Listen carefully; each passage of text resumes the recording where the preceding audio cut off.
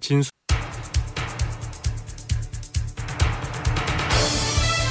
임미현의 아침 뉴스. 문재인 대통령이 미국 뉴욕에 도착해 3박 5일간의 유엔 외교 일정에 돌입했습니다. 문 대통령은 우리 시간으로 내일 새벽 트럼프 대통령과 정상회담을 갖습니다.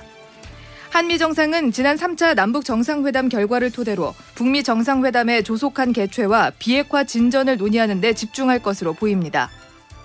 폼페이오 미국 국무장관은 특정한 핵시설과 무기에 대해 북한과 논의가 진행 중이라고 말했습니다. 북미가 추가 비핵화 조치를 놓고 물밑 대화 중임을 시사한 것으로 풀이됩니다. 사립학교 채용 비리를 감사한 교육청이 같은 사안에도 학교에 따라 각기 다른 징계 처분을 내려 형평성 논란이 일고 있습니다. 경기 침체로 온정의 손길이 크게 줄면서 보육원 등은 쓸쓸한 추석을 맞고 있습니다.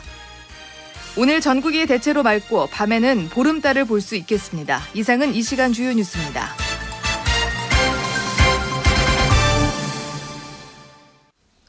여러분 안녕하십니까? 9월 24일 CBS 아침 뉴스입니다. 첫 소식입니다. 문재인 대통령이 미국 뉴욕에 도착해 유엔 외교 일정에 돌입했습니다. 문 대통령은 우리 시간으로 내일 새벽 트럼프 미국 대통령과 정상회담을 갖고 교착 상태에 빠진 북미 대화 촉진에 주력할 예정입니다. 뉴욕에서 박지환 기자가 보도합니다. 문재인 대통령은 김정은 위원장과 헤어진 지 사흘 만에 뉴욕행 비행기에 올라 우리 시간으로 오늘 새벽 이곳 뉴욕에 도착했습니다. 추석 연휴를 반납한 비핵화 중재 외교의 여정이 다시 시작된 겁니다. 문 대통령은 이곳 시간으로 24일 오후, 우리 시간으로 내일 새벽 트럼프 미국 대통령과 정상회담을 갖습니다. 트럼프 대통령과의 정상회담은 취임 이후 네 번째입니다. 핵심 과제는 교착 국면에 빠진 북미 대화를 촉진시키는 일입니다. 분위기는 나쁘지 않습니다. 김정은 위원장이 미국이 상응 조치를 취하면이라는 단서를 달았지만 영변 핵시설의 영구 폐기 카드까지 내보인 상태입니다. 트럼프 대통령도 이번 남북 정상회담 결과를 긍정적으로 평가하고 폼페이오 국무장관도 평양 방문 가능성을 다시 열어놨습니다. 특히 문 대통령이 대국민 보고에서 김 위원장과 나눈 대화 중에 공개되지 않은 내용이 있다고 말하면서 김 위원장이 문 대통령을 통해 트럼프 대통령에게 전할 메시지에 관심이 쏠립니다. 논의한 내용 가운데 합의문에 담지 않은 그런 내용들도 있습니다. 그런 부분에 대해서는 트럼프 대통령과 다시 정상회담을 갖게 되면 전해줄 그런 계획입니다. 뉴욕에서 CBS 뉴스 박지환입니다. 이번 주부터 열리는 유엔 총회 고위급 회담에서 미국은 북한 문제를 주요하게 다룰 것으로 보입니다. 이런 가운데 폼페이오 미 국무장관은 특정한 시설과 무기 체계를 놓고 북한과 대화가 진행 중이라고 밝혔습니다. 워싱턴 장규석 특파원의 보도입니다. 유엔 총회 석상에서 세계 정상들이 연설과 토의를 진행하는 고위급 회의가 미국 시간으로 24일, 즉 우리 시간으로 오늘 밤부터 시작됩니다. 어젯밤 존 볼턴 백악관 국가안보 보좌관은 폭스뉴스와의 인터뷰에서 트럼프 대통령이 미국 시간으로 25일 총회 연설을 하고 26일에는 유엔 안보리에서 비확산을 주제로 회의를 주재하는데 이란과 함께 북한의 핵위협이 주요 주제로 다뤄질 것이라고 말했습니다. 또 트럼프 대통령이 유엔 안보리 회의를 주재한 다음 날에는 마이크 폼페이오 미 국무장관이 유엔 안보리 장관급 회의에서 북한 비핵화와 대북 제재 문제를 논의할 예정입니다. 북한에서도 리용호 외무상의 유엔 총회 연설이 예정돼 있고 별도로 폼페이오 장관과 회담도 이뤄질 것으로 보여 다음 주 유엔 총회는 북한 문제가 심도 깊게 다뤄질 전망입니다. 무엇보다도 1년 전 유엔 총회 연설에서 북한의 완전한 파괴를 언급했던 트럼프 대통령이 이번에는 북한에 대해 어떤 언급을 내놓을지가 주목되는데요. 전반적으로 분위기는 나쁘지 않아 보입니다. 폼페이오 장관은 어젯밤 폭스뉴스와의 인터뷰에서 특정 시설과 특정 무기에 대한 대화가 있어 왔다고 밝혀 북한과의 비핵화 논의가 물밑에서 활발히 진행 중임을 시사했습니다. 특정 시설과 특정 무기 체계를 놓고 대화해왔습니다. 그런 논의가 진행 중이며 세계의 결과물을 내놓을 수 있기를 희망합니다. 니키 헤일리 유엔 주재 미국 대사도 어젯밤 CNN과의 인터뷰에서 북한 문제와 관련해 아직까지는 작은 조치들만 취해진 게 전부지만 적어도 이것이 올바른 방향으로 움직이고 있다고 말해 전반적으로 미국 행정부는 북한 문제의 진행 방향에 대해서 긍정적인 반응을 보이는 모습입니다. 워싱턴에서 CBS 뉴스 장규석입니다. 3차 남북 정상회담에서 남북 철도를 연내 복원하기로 하면서 동아시아 철도 시대가 열릴 가능성이 커졌습니다. 중국과 러시아의 물류가 한반도로 모이고 열차를 타고 자유롭게 왕래하는 세상이 다가올 수 있습니다. 김동빈 기자가 보도합니다. 9월 평양선언에서는 올해 안에 철도와 도로의 착공식을 갖기로 했습니다. 남과 북은 올해 안에 동서해선 철도와 도로 연결을 위한 착공식을 가질 것입니다. 대륙과 단절된 채 섬으로 지냈던 한국이 유라시아 대륙과 다시 연결되는 겁니다. 당장의 착공이란 점에서 대북 제재를 위반하는 것 아니냐는 지적도 있지만 1년에서 2년간의 측량 등의 시간 여유가 남아있어 대북 제재가 풀릴 때까지 기다릴 수 있다는 설명입니다. 그렇다면 수년 내 남북의 철도가 완전히 연결된다면 우리 삶에는 어떤 변화가 일어날까? 전문가들은 미래상의 하나로 국경이 사라진 유럽의 예를 듭니다. 철도를 통해 농산품부터 전자기기 등 공산품 등이 자유롭게 오갈 수 있게 되면 인터넷 쇼핑을 해 하루 이틀 만에 택배를 받는 것처럼 중국이나 러시아, 유럽의 농산품과 공산품을 며칠 만에 자유롭게 받아볼 수 있는 시대가 열릴 수 있습니다. 한국교통연구원 안병민 선임연구위원입니다. 신속하게 나르는 새로운 형태의 어떤 이런 운송 패턴이 지금 정착될 것 같아가지고 이런 것도 이 지역의 새로운 산업협력을 이제 가속화시킬 수 있는 좋은 계기가 됩니다. 그리고 과거와는 다른 철도 협력이라고 보시면 될 거예요. 인적 이동도 더욱 활발해져 우리도 열차를 타고 중국이나 러시아를 넘어 유럽으로 떠날 수 있게 됩니다. 하지만 동아시아 철도 시대가 열리려면 국가 간 상호 신뢰를 쌓아 사람의 이동을 자유롭게 하는 등 과제가 많습니다. 결국 동아시아 철도 시대는 비핵화와 상호 적대 행위 금지 등 평화를 위한 각국의 노력에 달려 있습니다. CBS 뉴스 김동준입니다. 사립학교 채용 비리에 대한 교육청 감사 처분이 같은 사안임에도 학교에 따라 각기 달라 형평성 논란이 일고 있습니다. 김영태 기자가 취재했습니다. 서울 H여고에서는 지난해 3월 정교사 채용 때 기간제 교사를 채용하기 위해 원서 마감 전날 심사 기준이 갑자기 바뀌어 꼴찌가 최종 합격하는 일이 벌어졌습니다. 이에 대해 서울시 교육청과 학교법인은 4명에게 파면 등 중징계, 2명에게 경징계를 내렸습니다. 또 최종 정교사로 합격한 기간제 교사의 합격을 취소했습니다. 반면 서울시 교육청은 지난해 8월 이보다 사안이 중한 서울미술고등학교 채용 비리에 대해서는 교장과 교감에게 경고 처분만을 내렸습니다. 서울미술고는 11명의 정교사 채용 때 사전 공고도 없이 채용 방법을 변경하고 면접과 수업 시연 등으로 기간제 교사 3명을 전원 정교사로 채용했습니다. 두 학교는 똑같이 공개 전형의 공정성과 투명성, 객관성 훼손이 감사 처분 사유가 됐지만 처분 결과에서는 큰 차이를 보였습니다. H여고의 경우 본인의 잘못이 드러나지 않았음에도 임용이 취소됐지만 서울미술고의 기간제 교사 3명이 포함된 신규 채용교사 11명 모두 현재 근무 중입니다. CBS 뉴스 김혁태입니다. 취임 1년을 맞는 김명수 대법원장이 최근 내놓은 법원 개혁안에 법조계 이목이 쏠리고 있습니다. 강력한 개혁안이지만 사법농단 수사가 여전히 진행 중이라는 점은 부담입니다. 보도에 김승모 기자입니다.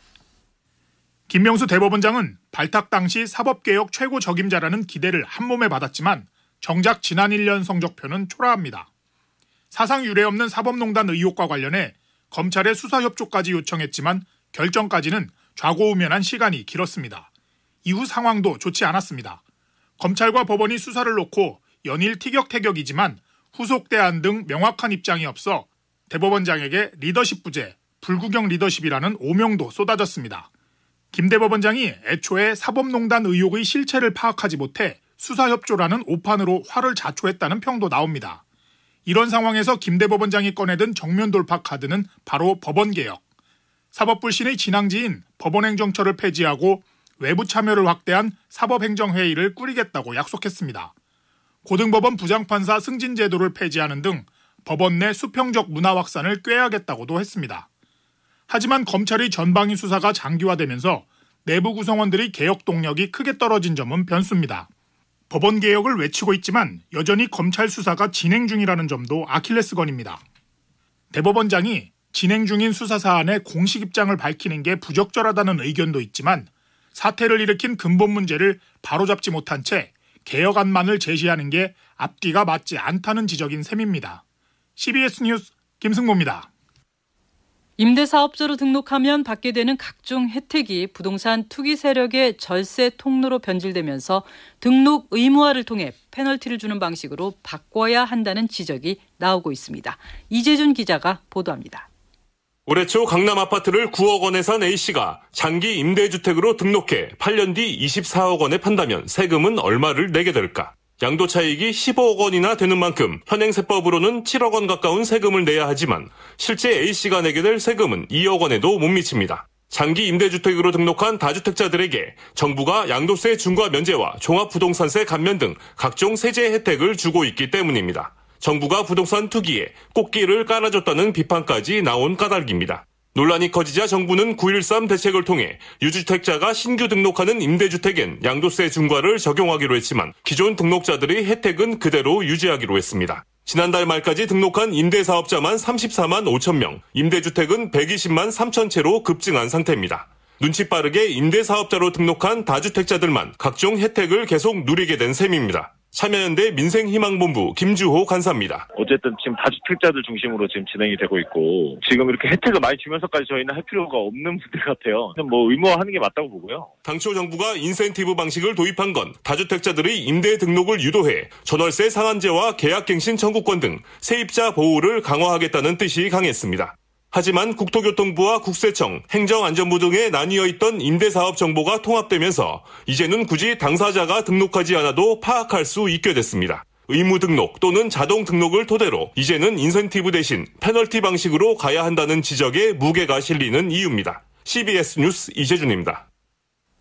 다음 달 개봉하는 영화 암수살인의 실존 인물이 최근 교도소에서 극단적인 선택을 한 것으로 확인됐습니다. 무기징역형을 선고받고 독방 생활을 한 것으로 알려졌는데 교도소 측은 해당 수감자가 신변을 비관한 것으로 보고 있습니다. 부산 CBS 박중석 기자가 취재했습니다. 다음 달 3일 개봉을 앞두고 있는 영화 암수살인. 감옥에서 추가 살인을 자백하는 살인범과 자백 내용을 쫓아 실체를 파헤치는 한 형사의 이야기를 다룬 범죄 실화극입니다. 이 영화에서 배우 주지훈이 연기한 살인범 강태호의 실존 인물 A씨가 지난 7월 중순 부산교도소에서 스스로 목숨을 끊은 것으로 확인됐습니다. 앞서 A씨는 주점 여종업원을 살해하고 사체를 유기한 혐의로 지난 2011년 징역 15년형을 선고받았습니다. 이후 구치소에서 한 형사에게 자신이 11건의 추가 살인을 저질렀다는 자필 편지를 보낸 뒤 진실과 거짓이 뒤섞인 자백을 털어놨습니다. 수사에 나선 경찰과 검찰은 A씨가 지난 2003년 동거녀와 2007년 길을 가던 남성 등 2명을 살해한 혐의를 적용해 추가 기소했습니다. 하지만 A씨는 법정에서조차 진술을 번복하는 등의 행태를 보였고 지난해 11월 동거녀를 살해한 혐의에 대해서만 유죄가 인정돼 무기징역으로 확정 판결이 났습니다. 부산구치소에서 진주교도소로 옮겨졌다가 올해 초 부산교도소로 이감된 A씨는 숨지기 전에도 한 차례 목숨을 끊으려 시도했던 것으로 전해졌습니다.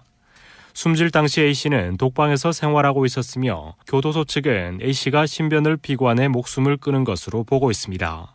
부산교도소 관계자입니다. 사유는 신명 비관 정도 이렇게 됩니다. 그냥 방에서 그랬습니다. 독방입니다. 한편 영화 속에서 A씨에 의해 살해된 것으로 묘사된 한 피해자 유가족들은 최근 법원에 상영 금지 가처분 신청서를 낸 것으로 알려졌습니다. CBS 뉴스 박중석입니다. 오늘은 온 가족이 모여 덕담을 나누는 추석입니다. 하지만 보육시설들은 크게 줄어든 후원 때문에 쓸쓸한 추석을 맞고 있습니다. 김재환 기자가 취재했습니다. 60명의 아동들이 머무는 용산구의 해심원엔 매년 찾아오던 후원의 발걸음이 뚝 끊겼습니다. 해심원 권필환 원장입니다. 작년이나 재작년을 보면은 한 7, 8군데는 후원금이나 아니면 물품을 전달해서 아이들한테 이렇게 했는데 금년 같은 경우에 지금 저희하고 확정된 거는 한 군데밖에 없습니다. 즐겁게 놀 수 있는 거리도 줄고 이러다 보면은 쓸쓸해하는 게 제일 마음 아픈 거죠. 진짜 가족을 뒤로하고 두 번째 가족과 이번 추석을 보내는 복지사 이모들은 마음이 한층 더 무겁습니다. 이곳에서 일하는 정은진 복지사는 아이들에게 어울릴 색색의 한복을 정리하면서도 뛰어다니는 아동들에게 한시도 눈을 떼지 못합니다. 애들 좀 더 넓고 더 많이 뛰어놀 수 있고 또 새로운 데를 더 가고 싶어 하거든요. 일단 후원금이 있어야 저희도 갈 수 있는 상황이기 때문에. 줄어든 온정 손길에 추석이 걱정인 건 다른 아동시설들도 마찬가지입니다. 상록보육원 부청아 원장입니다. 작년 같은 경우에 공공기관 이런 단체들이 한 10군데 정도 와서 이제 아이들에게 후원도 하고 금년엔 전반적으로 이런 아동시설 방문이 줄어들어간 느낌이 들어져요. 경기 침체로 후원이 줄었다는 아동시설 관계자들은 그래도 추석엔 이웃에게 온정이 필요하다 말합니다. 이런 공공기관이라는 건 정부가 서로 나누면서 해봅시다. 그래도 움직이는데. 장사도 안 된다, 뭐도 안 된다. 그러다 보니까 그게 실제로 피부적으로 와닿아요. CBS 뉴스 김재환입니다. 다음은 간추린 소식을 서현미 아나운서가 전해드립니다. 마이크 폼페이오 미국 국무장관은 미중 무역 갈등과 관련해 우리가 이기게 될 것이라고 말했습니다. 폼페이오 장관의 이런 언급은 오는 27일에서 28일에 워싱턴 DC에서 재개될 예정이었던 미중 무역 협상이 취소된 가운데 대중 강경 노선을 유지하겠다는 취지로 해석됩니다. 고 노회찬 의원을 추모하기 위한 노회찬 재단이 내년 1월에 공식 설립됩니다. 재단 설립에 관여하는 한 관계자는 노회찬 재단을 제안한 분들과 최근 첫 회의를 열어 내년 1월까지 재단을 세우기로 뜻을 모았다고 전했습니다. 다른 사람의 산에서 허락 없이 도토리나 버섯, 약초 등을 채취하는 행위는 불법으로 적발되면 5년 이하의 징역 또는 5천만 원 이하의 벌금형에 처해지게 됩니다. 산림청은 가을철을 맞아 도토리나 밤, 잣 등의 불법 채취가 기승을 부릴 것으로 보고 지난 15일부터 다음 달 31일까지 임산물 불법 채취 집중 단속 기간으로 정했습니다. 시리아에서 IS를 격퇴하기 위한 국제동맹군의 공습에 숨진 민간인이 3,000명을 넘는다고 민간 감시단체가 보고했습니다.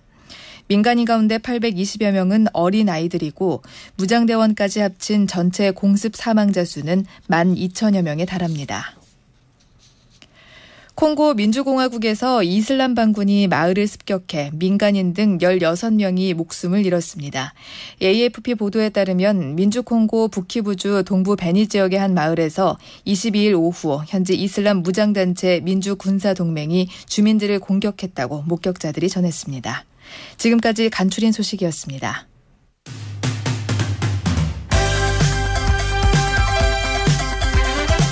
오늘의 뉴스픽.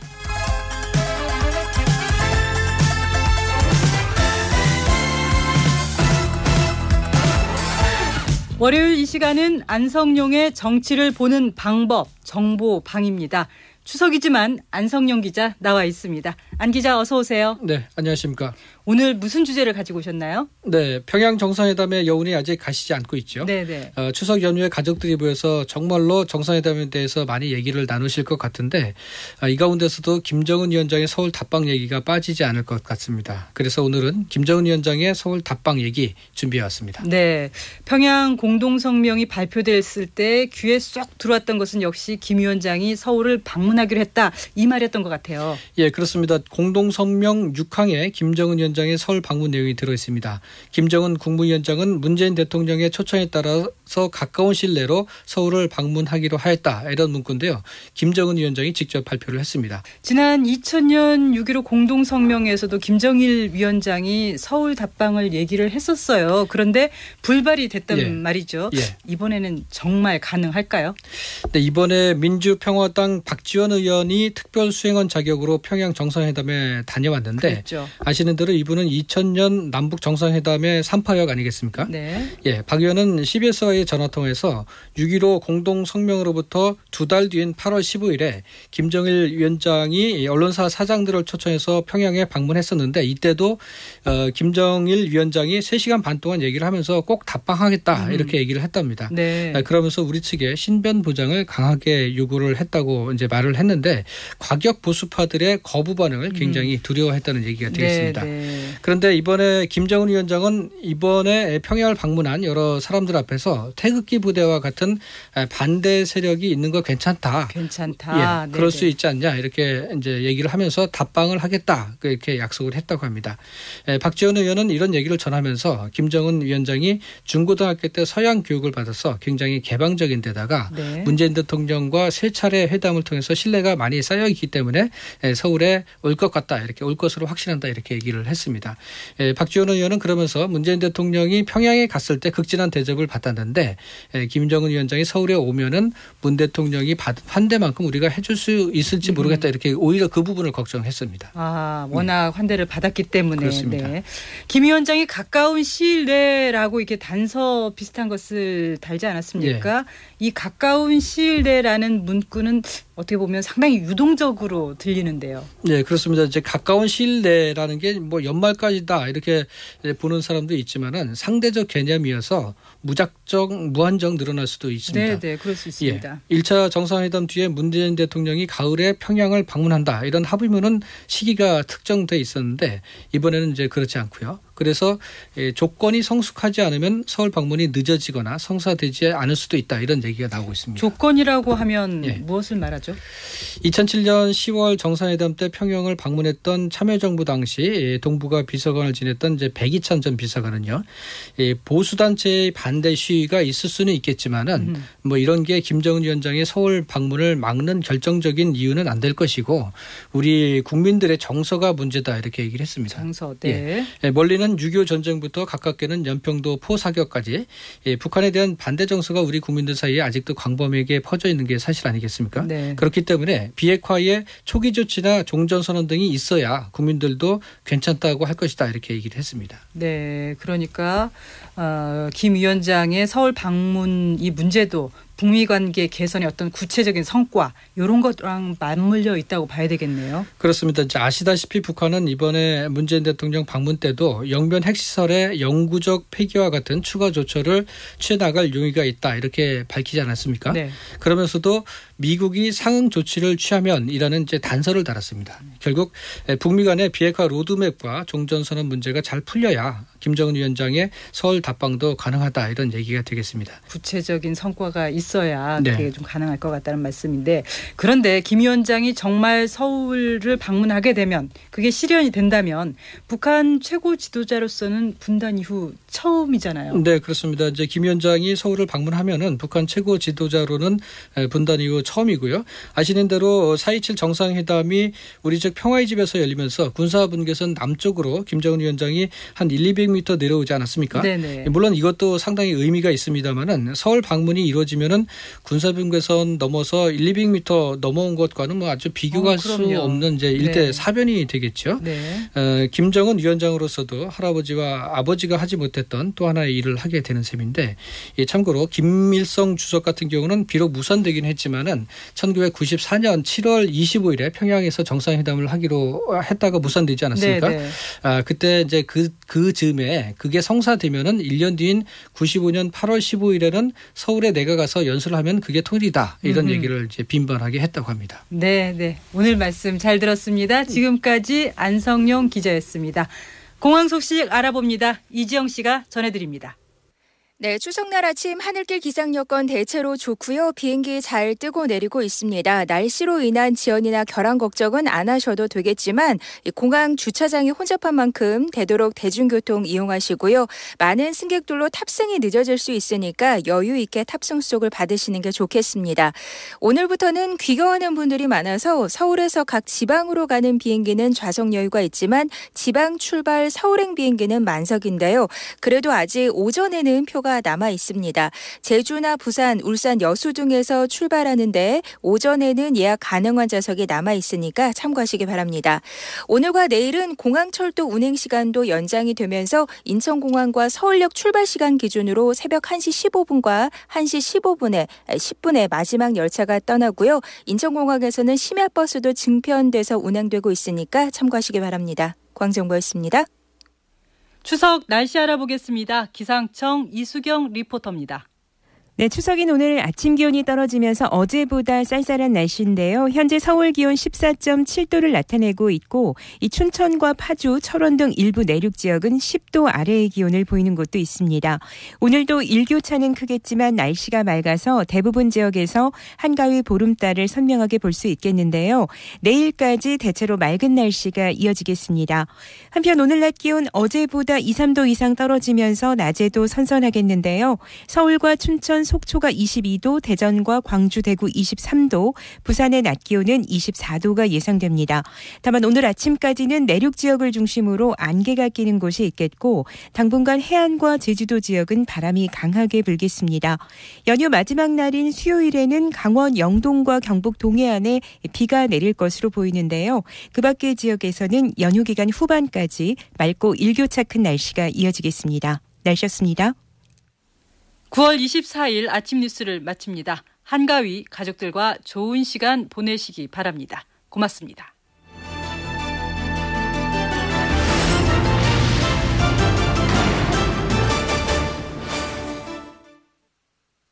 CBS